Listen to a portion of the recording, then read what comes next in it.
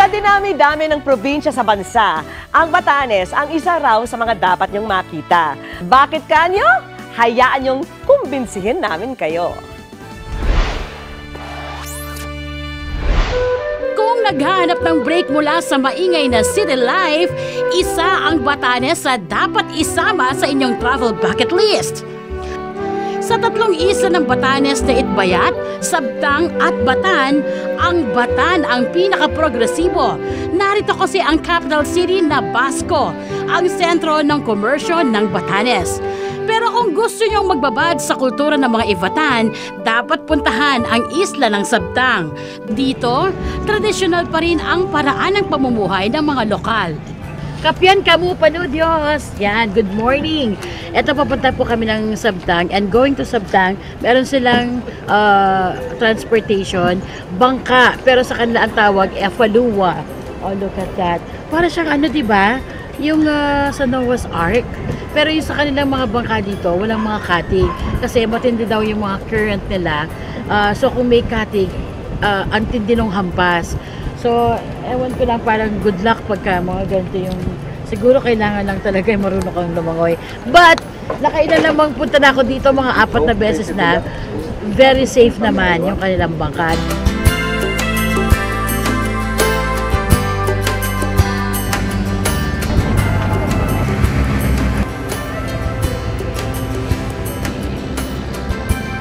Dati pag pumupunta ako ng Sabtang, yung sinasakyan kong boat, parang kalahati lang nito.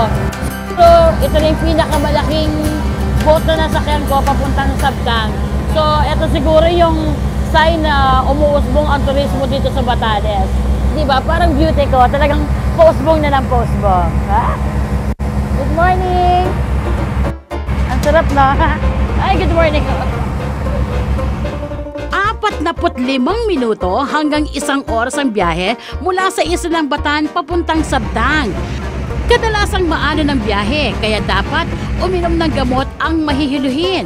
Pero worth it naman ang biyahilo dahil ito ang sasalubong sa inyo. Sa isla ng Sabtang matatagpuan ang mga bahay na bato na kung tawagin ay vernacular houses. Kapag sinabing vernacular ang isang istruktura, ibig sabihin, yari ito sa material na matatagpuan lang sa paligid ng isla. Ang disenyo, base sa kakayahan ng mga lokal nito. Wala pang semento noon, kaya ang ginamit para pagdikitin ang mga bato ay pandikit na makukuha mula sa corals at seashells sa tabing dagat. Ang bubong naman, yari sa damong kogon. Matibay ang mga damong ito at kayang tumagal ng 30 taon. Madalas daanan ng bagyo ang Batanes, kaya ang mga bahay na ito itinayo na may matibay na pundasyon. Ilang daang taon na ang mga bahay na ito, pero tingnan nyo naman, standing strong pa ang mga ito at nagagamit pa. Okay, lamyada muna ako dito sa village na ang tawag ay Chavayan. O, Chavayan, parang kanta. Chavayan na last town dito sa Sabtang. Pero, bago ako maglamyada, syempre, kailangan may protection muna ako. Because right now, it's really hot in the country of Sabtang. At ito kasi yung kanilang traditional na, ang tawag dito, vakul. Traditional na gamit ng mga kababaihan dito para protection nila sa init. Ay, in fairness, medyo parang lumilim o kaya lumamig. Para kang nagsuot ng sombrero, di ba? Rock and roll! Pwede rin gano'n OOTD. Para ka ng rockstar. Pero ako mukha akong bakulaw. Pag nagsusuot ako ng ganito, mukha akong bakulaw na. Okay, let's go! Sa tabi ng Chavayan ay ang Chamantad Tinyan Viewpoint. Dito, may maliliit na kubo kung saan pwedeng bumili ng souvenirs at makikain. Ito, ano po ito, Nay? Pansit po, ma'am. Pansit. Oho. Pero kayo po gumawa. Oho. Di po ba tradisyon sa Batanes po yung ganito yung ginagamit na Sa dahon? kasi pag may okasyon, sa kakasalan, pesta, yan ang ano namin. Pag bukas nito, ma'am, ganito lang para kakalat siya. Ganon. Bago mo, iskisa ng kalamansi. May Ayun, kalamansi may sa kalamansi gitna. din.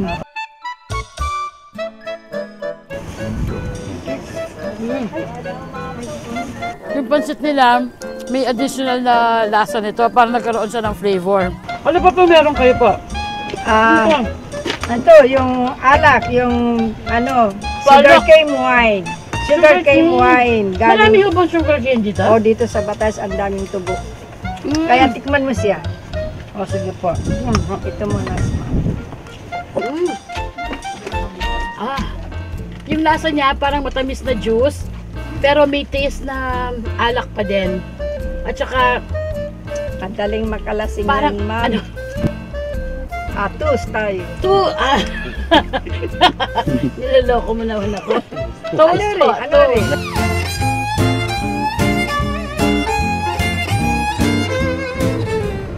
From the mountains, lipat naman tayo sa tabing dagat. Bisitahin ang isa sa pinakamagandang beach sa Batanes, ang Morong Beach. Wow! Look at this! Ito yung Morong Beach. Ito talagang pinupuntahan ng mga turista to or yung mga local, hindi lang turista ha. Dahil ito yung talagang makakapag-swim ka. Sabi nila, isa sa pinaka-the best beach sa buong Batanes. Tapos dito, ito yung Ahaw Arc. Ito natural rock formation to. And then, naku, pwede ka lang magpatapisaw dito. Wow! Ay, ang liwa! Ang linaw! Wala kayong isda dito? Ang sarap! Pero ito, parang sementado. Dahil malamig ang buhangin, kahit tirik ang araw, masarap maglakad-lakad by the beach ng nakapaa at pakinggan ang agos ng tubig sa dagat. Hindi lang mga bahay, bundok at dagat ang maganda sa Sabtang dahil pati ang kanilang pamumuhay, nakaka-good vibes din. Dahil limitado lang ang mga kwarto sa paaralan, walang silid-aklatan kung saan makakahiram ng libro at makakapagbasa.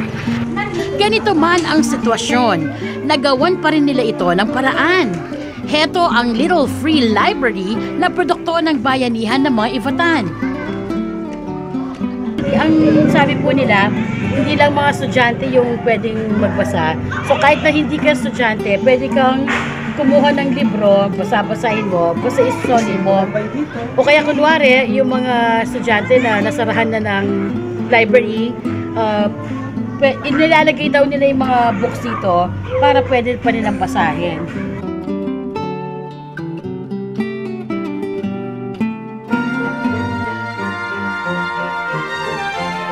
Hindi lang sa Batan Island may Honesty Coffee Shop.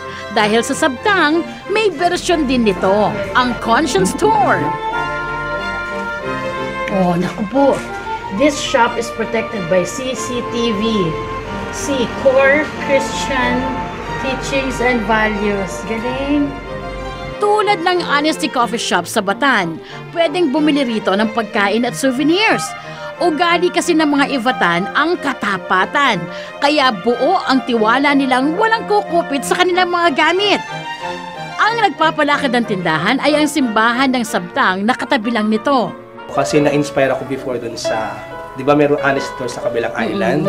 Yun nga lang, ang income nito ay para sa aking scholarship program, feeding program. I am feeding 248 pupils every first Friday of the month. Misa bago mesa. Ayan. Naksaman! Tapos, Sir, hey Father! Okay po yun na. yes, Opo, meron na po akong wala po akong pambayad. Pwede ho bang mangutang? sure. Opo, hindi. Marami dito, pag walang may pumapasok nga dito, nagsasabing, Father, wala akong pera talaga. Yun naman ang purpose nito para makatulong. So, kung wala ka talaga, magsabi ka lang, huwag ka lang magnanakaw. Yun, the best. Sa isang buong araw na pamamasyal, kahit sino, naku, talaga namang mapapagod. At para mapawi yan, hindi dapat palampasin ang kanilang pagkain na 100% Ivatan. Alright, tutulungan po ako na ipakilala ni Ate Orlene ang mga Batanes or Ivatan delicacies po. Diba? Ilan po yung lulutuin natin, ma'am? Lunis po sa kanang ubod. Wow, lunes and ubod. Sakto po, lunes ngayon. Naku, masarap po to para sa ating dinner mamaya habang nanonood po tayo ng good news. Sa pagluluto ng lunes, 2 sangkap lang ang kailangan. Asin at hiniwang karne ng baboy. Noong unang panahon kasi, walang ibang sangkap na pampalasa ang mga Ivatan kung hindi ang asin na nakukuha sa dagat. You prefer talaga rock salt? O, sige po. Kasanayan po namin asin yan. Oo, hindi tsaka parang feeling ko mas okay yun. At Lamasin pagkatapos nun, okay, pwede akong tumunong sa'yo paglabas. O, sige. Tapos, pero ang lulutuin natin na lunyas na to, lunyas, di ba? Matapos mabalot ng asin ang baboy, agad na itong isinalang sa mainit na kawali nang walang mantika. Look at those! Okay, susubukan nating palabasin yung mantika ng baboy without putting oil, no? Sige. Hindi po siya didikit kasi, hindi siya nag-feeds. Pure lang po. Ganun ba yun? Opo. Oh my gosh. Oh guys trivia to Aabuti ng 2 oras ang pagluluto ng karne para lumabas ang lahat ng mantika. After 2 hours, the good news is, eto na! Guys, lumabas na lahat ng mantika. Tingnan mo. Grabe! Sa kanya talaga to galing? Oh, kanina tingnan mo nga, Tapos, ang paraan pala, ang tamang paraan para ma-extract mo talaga yung mantika, slow cooking, mahina lang po yung inyong apoy. Matagal man ang proseso, garantisadong worth it naman ang lasa. At dahil ito ay prito, pwede itong tumagal for 1 week nang hindi nakaref. Okay, ito na po yung aming finished product, lunyes. Not Huwebes, not Biyernes, but lunyes. Okay? So, naku, I'm gonna taste this na. Tikman ko po. Ang sabi ni ate, talagang ang texture niya, yung okay, walang sabaw talaga. Dahil very basic nga yung pagkakaluto. Tapos, talagang yung akala mo parang ang tigas. Kasi, ito yung mga pagkain nila na kapag tag-ulan or malamig, yung matagal kasi yung buhay. So, pinipreserve nila talaga ng matagal. So, hindi na kailangang i-ref. At saka nung dati kasi, ang mga Ivatan, wala silang refrigerator. Yung lasa niya parang nagprito ka ng, nagprito ka ng baboy. At very basic nga lang yung, niya, meron na siyang asin. At yung tinimpla ni ate, hindi siya maalat.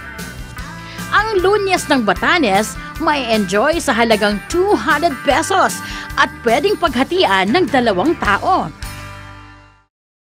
Ang susunod na ulam na paandar ni ate ay ang, ano pang pangalan? Ubod.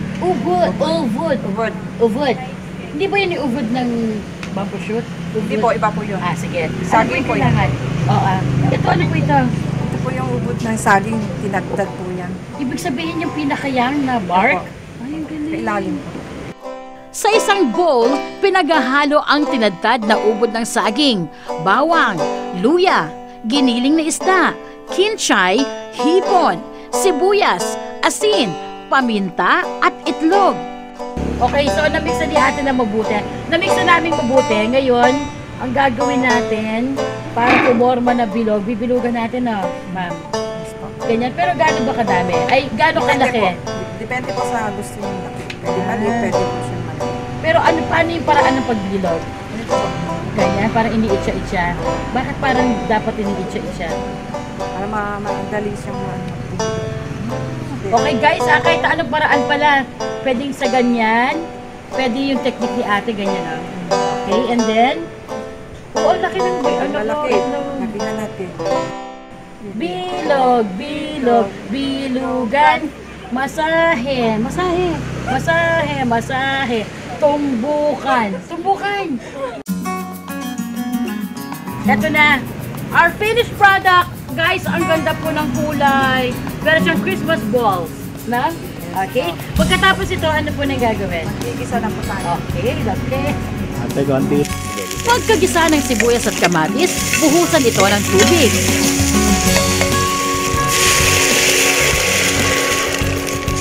Pagkakulo, ilagay ang sili na pampabango at pampalasa. Ihalo ang uvod balls. Ilang minuto lang ang hihintayin at pwede nang kainin ang uvod balls ng Batanes. Ang meatballs kasi pag kinainin mo, wala ka nang dire-diretso na siya, ganun siya kalambot. Pero ito, meron ka pang mga nangunguya-nguya. Yung mga leaves na nilagay. bawang, lasang-lasa.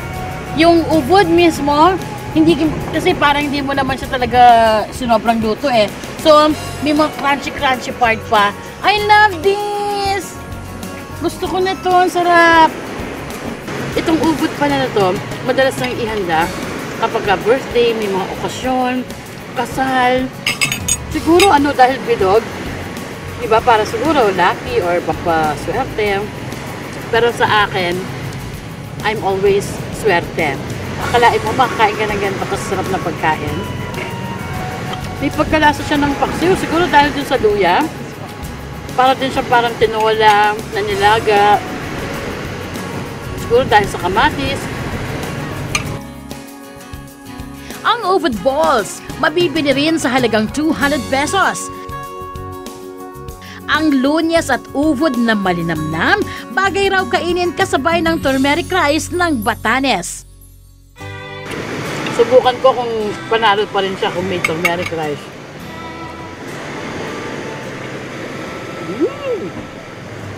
Pasok! Masdap.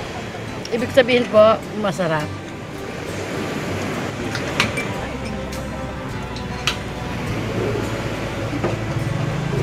Lunyas, uvod.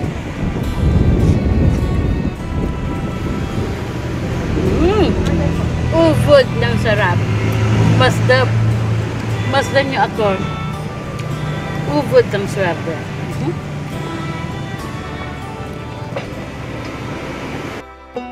Ang Batanes, talagang hindi nakakasawang puntahan.